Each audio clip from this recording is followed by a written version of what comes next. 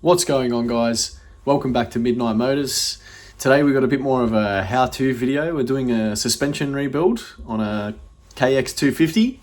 As per normal, if you have any questions about what we're doing, please put them in the comments below. I hope you enjoy.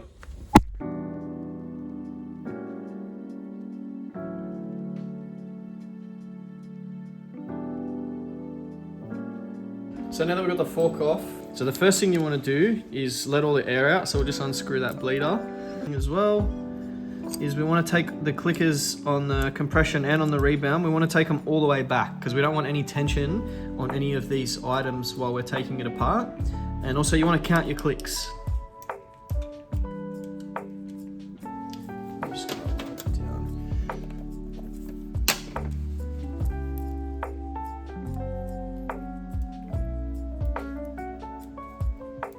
11 on the rebound. Sorry, stuff that up. 11 on the rebound and 10 on compression. We are doing a tube on the front tire as well. Get yourself an old tube, cut it up to protect your fork leg so you can undo it. You can get special holders and stuff, but you know, most of us don't have a workshop full of special tools, so it's good to have, you know, tips like this that we can all use at home. Got our fork leg protected. Then we've got our special fork tool. Oh, they're not super tight, James. No, they're not. They're not tight at all.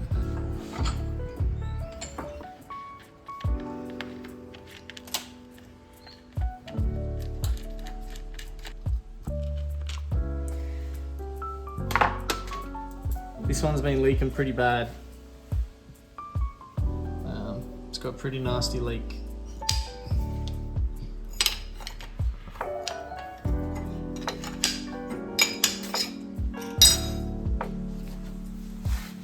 So the oil on this one's not too bad. Quite often we see that the really oxidized oil, heavily aerated oil, it's commonly seen, but these actually aren't too bad. We're just gonna bleed as much of the oil out as we can. Just gonna nip this back up for the meantime. Use my trusty inner tube, but I'm just gonna grab these with the vise, the brake caliper mounts. So now I'll be undoing the nut that holds in the rod, and then we can separate the two fork tubes.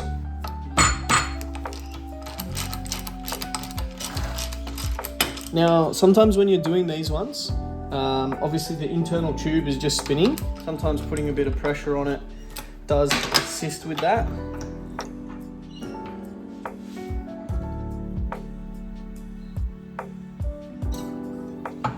All right, hold the tube and remove the cap.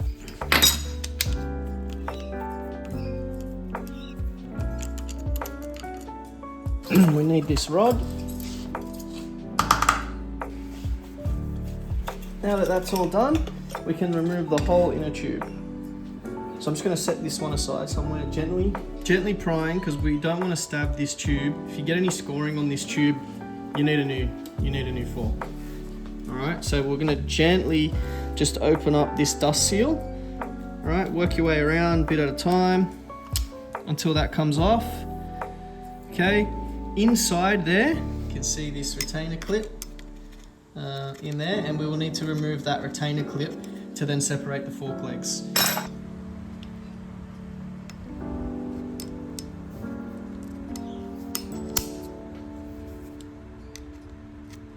Again, being very gentle, you don't want to score this fork leg at all. So once I've actually got it open, I'm using the round bit of the screwdriver to actually just pry it out. Once that's done, that's it.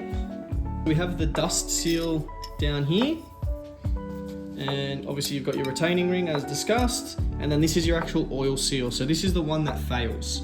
So the dust seal, this initial seal, is just to stop dirt and debris from getting to this one. We've got a bunch of bushings here as well. So this is like a spacer washer, and then you got your two bushings here, just to stop that metal on metal rubbing, so it's not actually damaging the fork. It's going to wear out these bushings instead of wearing out the fork. Generally, you don't replace these. So if you see these are worn, replace them. We're going to replace them today anyway, just because sake of educational purposes. The easiest way I've found is if you just open them up a little bit, slide it straight off, You can hear a bit of grease and grit.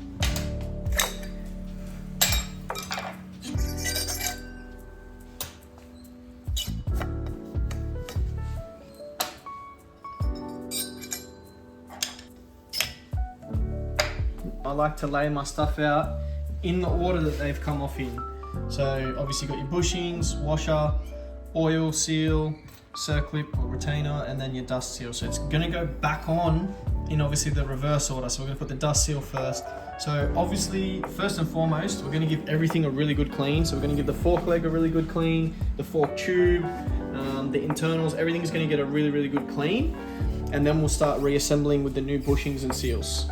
Obviously, because the new seals are going on, we wanna make sure that we're not going to scratch them or cut them or put any nicks in them, so that they do their job and they hold the oil and the dust out.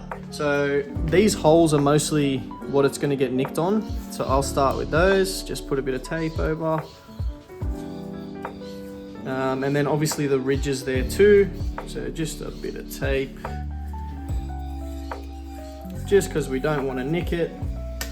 Bit of oil around there. For your seals, people say rubber grease, which is fine to use, but I mean, you've got fork oil that you're going to put in it. Use your fork oil, it'll work just as good. And I mean, that's what's meant to be in there. First, we want our dust seal. Just lube him up a little bit. Now pay attention to the orientation, because the fork leg itself, the fork tube is going to go over like this. The seal is essentially going to go on upside down because it needs to seal into the chamber. So we'll get them on. And I like to sort of turn them on, and then I know I'm good. So we get him all the way down. Next after that is our retaining clip, which we've got a new one of. So that can just go straight over. Then we have our oil seal. This is the one you want to be careful with. Pay attention. I'm going to lube up the outside and the inside as well. This one's very important to lube because we're obviously going to be pushing this into the fork housing. So get that nice and lubed. Again, the seal is going to go that way, so make sure you got your seal on the right way. This is the one that you want to be really gentle with. Just take your time. Make sure you don't pinch it or rip it, because this is the one that's going to seal your oil. Alright, your washer, and then your new bushings. So when you're doing the bushings, this tape's got to come off.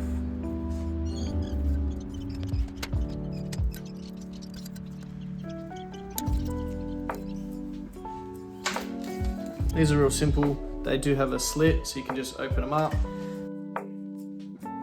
There's a groove there that this one will sit in, and that one will just stay there. Okay, now we will grab our tube, slide him over. This is where the special tools really come into play. We know most of you aren't going to have these tools, so we're going to do it a way that I've used before. So we're going to install these seals without a seal driver. So what I'm going to do is I'm just going to go over, try and keep it neat as possible, go over 3-4 times, and then just make a little bit of a ramp. So go in front and then go over again. We want this to be nice and thick and nice and sturdy, so the tape doesn't move, but it bashes our seal in. So if you want, just get a little bit more lube, put it around that edge.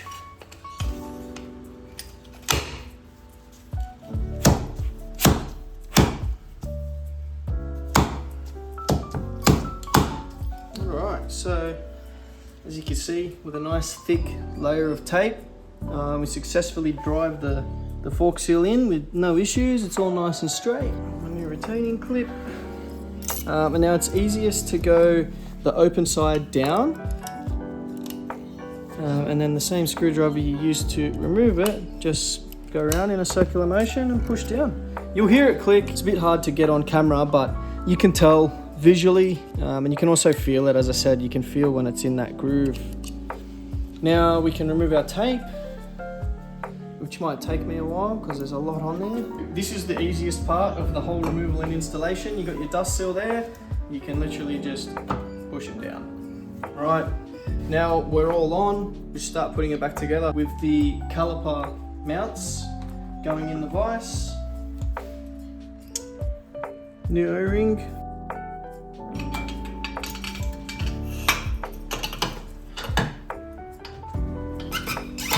if this isn't seated all the way, we're only getting this seated part of the way. So it's important that this nut's all the way back. Then we will chuck this in. Obviously, don't forget your adjuster rod there. So pop him back in. All right, and then we can start doing this up. All right, see how we've got this seated now? And there is actually a gap there. So we know that this is happy, this is in the position it needs to be in. We can then bring this nut back to lock it on. Now don't go too crazy. A lot of this stuff is just soft alloy. So don't go too crazy on tightening any of this stuff up. And we can start tightening our bottom nut. Now just a little nip.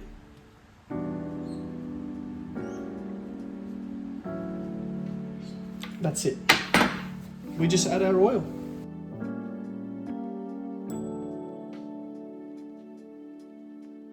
So we'll go back to 0.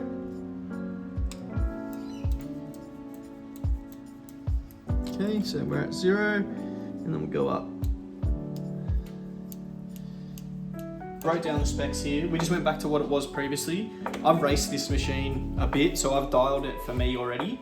Those settings have always worked well for me, and it's just a comfortable setting, so it's going to go back to the same setting that we've always had it at. I do normally recommend to go back to factory settings, and then you can dial in your adjustment from that.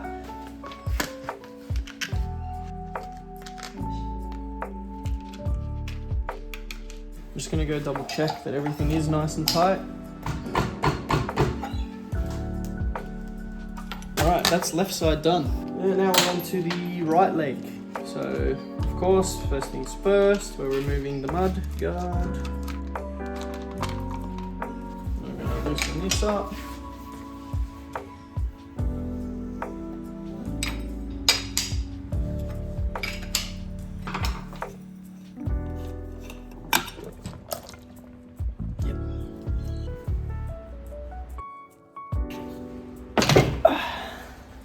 We do have it loose, but obviously we need to push this out. So that's where this tool is going to come in handy. You can get away with just using a spanner, guys. That's basically all it is. Just don't use the size that you need to break the nut with. Usually a 17. Yeah.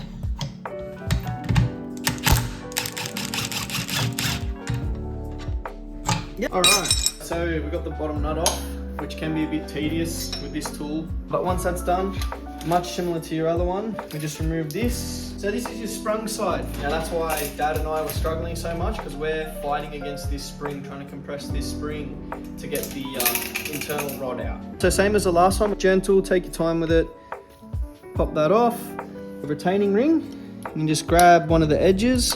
I like to get it out of the fork and then use the round bit and just twist the fork, and that will get the clip off for me. We can just start pulling and this will come off.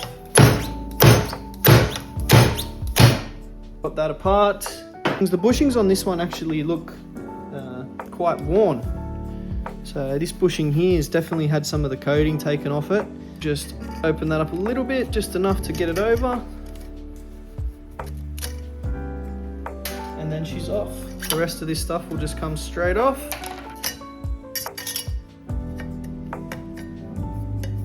And we'll give this all a really good thorough cleaning, make sure it's all Mickey Mouse, and then we'll go through and put it all back together.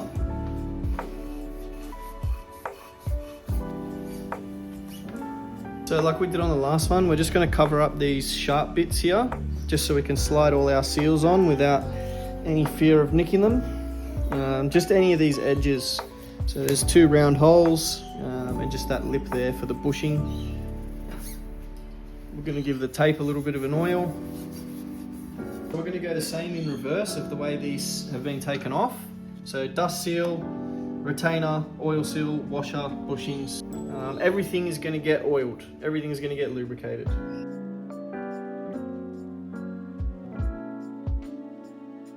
Everyone has their own tricks, but fork oil's always worked fine for me, just because again, that's what this system's going to be running with. So one other thing I like to do with these retaining clips, just actually slide it onto the dust seal there. When I'm working and tapping it around, the dust seal, if I push it on like that, the dust seal will hold it. Whereas obviously if it's not on the dust seal, it's going to bounce around and potentially scratch your fork tube, and then also just annoy you while you're trying to get the seals driven in. Oil seal, again, that's going to get oiled up. Just be gentle, take your time. I tend to put like the bottom edge on and just slowly work my way over. And it's always good to turn them down as well. So turn it as you're going down. Once you're past that point, you're fine. It's just this point here. We're onto our bushings, so I'll take this tape off, making it nice and thick.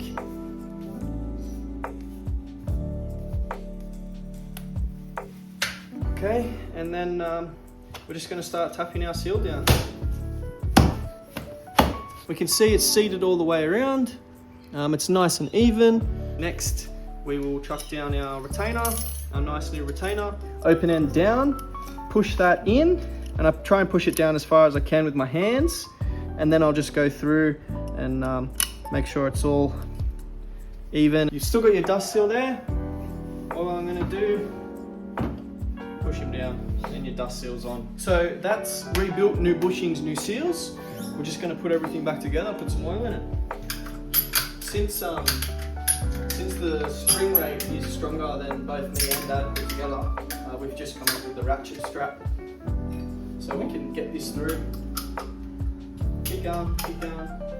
One more click. That's it.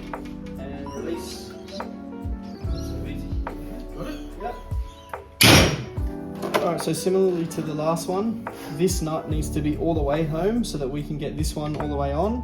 Not as crucial as the previous fork, because this doesn't have any adjustment or rod in it, but it's still important so we get this seated all the way on the rod.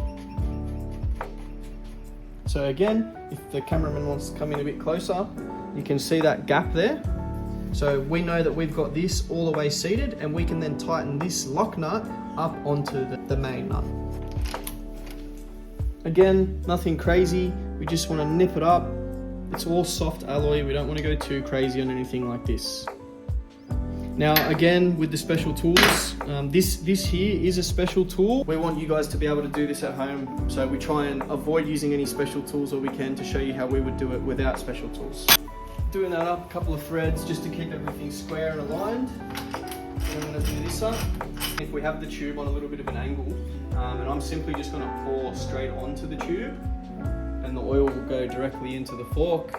This is the sort of best way that I've found to do it. Otherwise, straight up and down can be a bit tricky. It's just a couple of threads on, and I'm just going to cycle this one a few times, same as we did the last. Wrap in one last time. We're going to go back in the vise.